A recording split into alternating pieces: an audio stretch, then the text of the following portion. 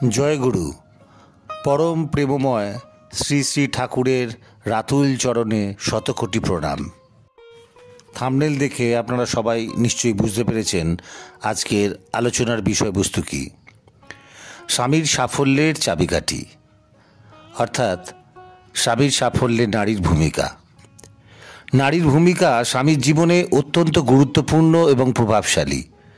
একটি সুখী ও সফল দাম্পত্য জীবনে স্ত্রী কেবল একজন সঙ্গীই নন, বরং তিনি স্বামীর জীবনের প্রেরণার উৎস, সাফল্যের অংশীদার এবং মানসিক শক্তির ভিত্তি। একজন স্ত্রী যেমন সংসারের ভারসাম্য রক্ষা করেন, তেমনি স্বামীর পেশাগত ও ব্যক্তিগত জীবনে অনুপ্রেরণা যোগান। স্বামীর সাফল্যের প্রধান ভূমিকায় থাকেন স্ত্রী। জীবনের কঠিন মুহূর্তে স্ত্রীর সাহস ও সমর্থন স্বামীকে এগিয়ে যেতে সাহায্য করে। তার কথায় ভরসা এবং উৎসাহ স্বামীকে আত্মবিশ্বাস যোগায়। একজন স্ত্রী সংসারের দায়িত্ব পালন করে স্বামীকে কাজের উপর মনোযোগ দিতে সাহায্য করেন। তিনি পরিবারের সুখ দুঃখের ভারসাম্য বজায় রাখেন, যা স্বামীকে মানসিক শান্তি দেয়।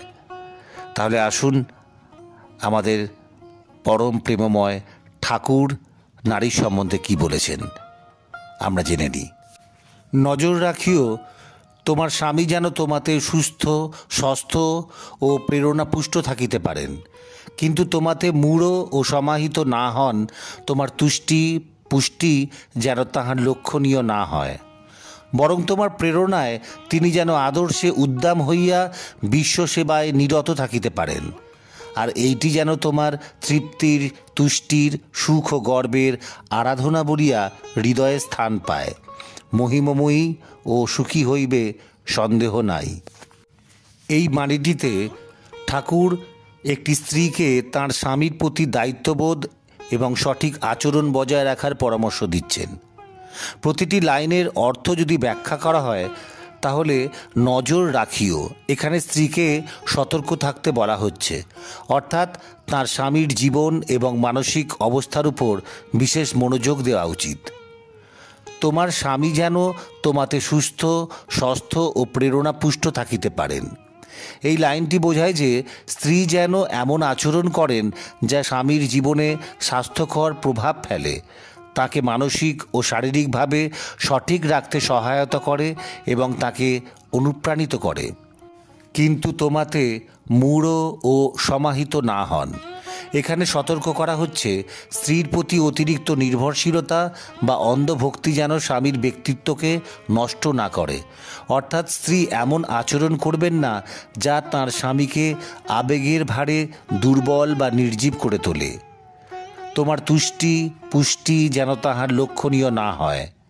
ঠাকুর এখানে বলেছেন স্ত্রীর আত্মতৃপ্তি ও আনন্দ যেন স্বামীর প্রধান লক্ষ্য বা চর্চার কেন্দ্রবিন্দু না হয়ে ওঠে, বরং উভয়ের সম্পর্ক ভারসাম্যপূর্ণ এবং পারস্পরিক স্বাভাবিকতায় পরিচালিত হওয়া উচিত। এই অংশে একজন স্ত্রীর প্রতি পরামর্শ দেওয়া হচ্ছে যাতে তিনি তার স্বামীর জীবনকে সমৃদ্ধ করেন, তাকে প্রেরণা দেন এবং একটি ভারসাম্যপূর্ণ সম্পর্ক বজায় রাখেন, কিন্তু এটি নিশ্চিত করেন যে তার আচরণ যেন স্বামীর ব্যক্তিত্ব বা স্বতন্ত্রতাকে বাধাগ্রস্ত না করে। সম্পর্কের সুষমতা ও ব্যক্তিগত স্বাধীনতা বজায় রাখার গুরুত্ব এখানে ঠাকুর বলেছেন। বরং তোমার প্রেরণায় তিনি যেন আদর্শে উদ্দাম হইয়া বিশ্বাসে ব্যস্ত থাকিতে পারেন। এখানে ঠাকুর বলতে চেয়েছেন স্ত্রীর প্রেরণা যেন স্বামীর মধ্যে এমন উদ্দীপনা সৃষ্টি করে যা তাকে নৈতিকতা, আদর্শ এবং বিশ্বাসের পথে এগিয়ে রাখে, অর্থাৎ তার জীবন যেন নৈতিক ও আধ্যাত্মিক উন্নতির দিকে ধাবিত হয়। আর এইটি যেন তোমার তৃপ্তির, তুষ্টির, সুখ ও গর্বের আরাধনা বলিয়া হৃদয়ে স্থান পায়। ঠাকুর বলতে চাইছেন স্ত্রীর উচিত এই প্রেরণাকে নিজের জীবনের আনন্দ, সন্তুষ্টি এবং গর্ব হিসেবে গ্রহণ করা, অর্থাৎ স্বামীর উন্নতিতে তিনি যেন আত্মতৃপ্তি অনুভব করেন এবং এটি তাঁর হৃদয়ে আরাধনার স্থান পায়। মহিমময়ী ও সুখী হইবে, সন্দেহ নাই। যদি স্ত্রী এমন আচরণ করেন তবে তিনি নিজেও মহিমান্বিত এবং সুখী হবেন। এই ধরনের সহায়ক ও উদ্দীপনামূলক সম্পর্কই তাকে পূর্ণতা ও সাফল্যের অনুভূতি দেবে।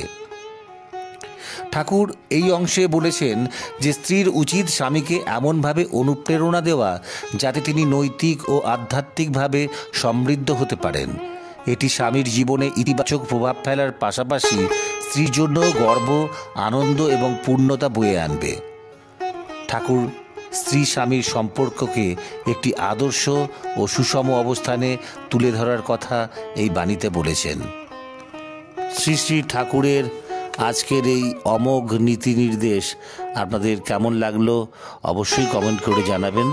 আর যারা প্রথম দেখছেন তারা অবশ্যই সাবস্ক্রাইব বাটনটি প্রেস করে আমার পাশে থাকবেন। ভালো থাকবেন। জয় গুরু।